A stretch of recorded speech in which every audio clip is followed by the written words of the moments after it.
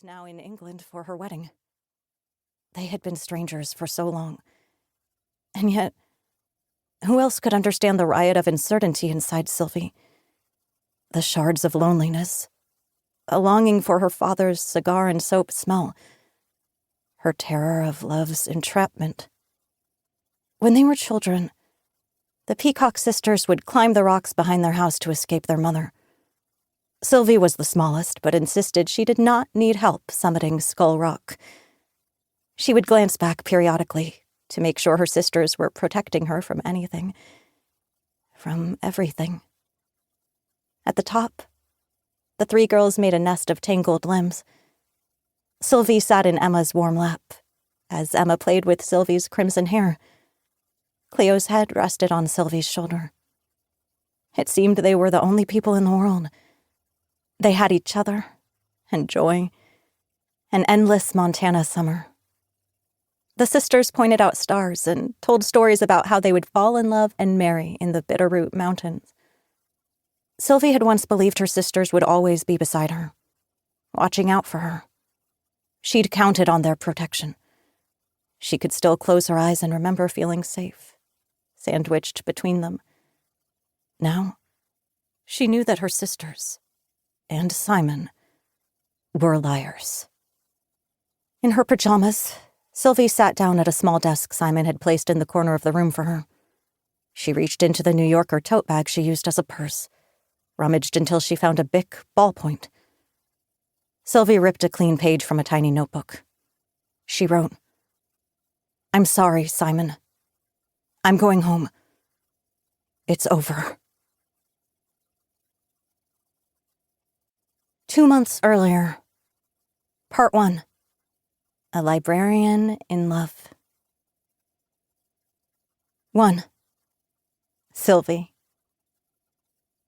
Sylvie was in love. She knew that everyone would think, her mother and sisters would surely think, that she was marrying Simon for his money. And, okay, Sylvie knew she would not mind being rich. And who didn't dream of a wedding in a fairy tale castle? Sylvie's sisters never answered when she called, no matter the time of day. Sometimes she would text, "Hey, anyone free to chat this weekend?" Mostly they would not reply. At all. It was hard to convince herself they were just distracted. It seemed as if something was very wrong between the three of them. Sylvie worried there was a secret her 2 older sisters were keeping from her. What could it possibly be? Sylvie dialed Emma's landline.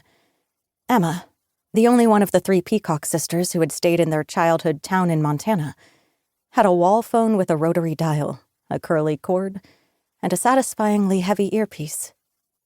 Sylvie decided the news of her whirlwind engagement should come through the wall phone. She bit her lip as it began to ring. 1, 2, 3, 4. After ring number 5, Sylvie gave up. Next was Cleo, who lived in Brooklyn.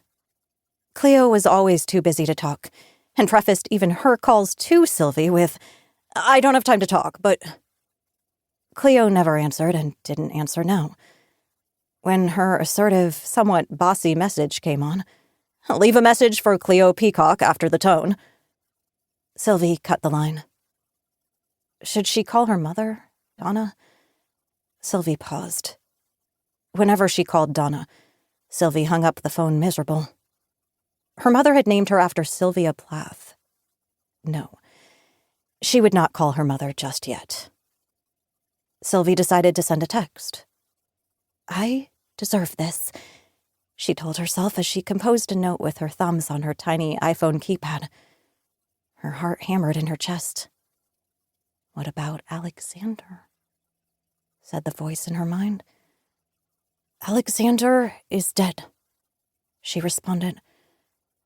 She added, "To her sisters, to her father in heaven, to her mother in the Margaritaville retirement community, to herself. I am not a gold digger. I am a librarian." Her finger hovered over the send button.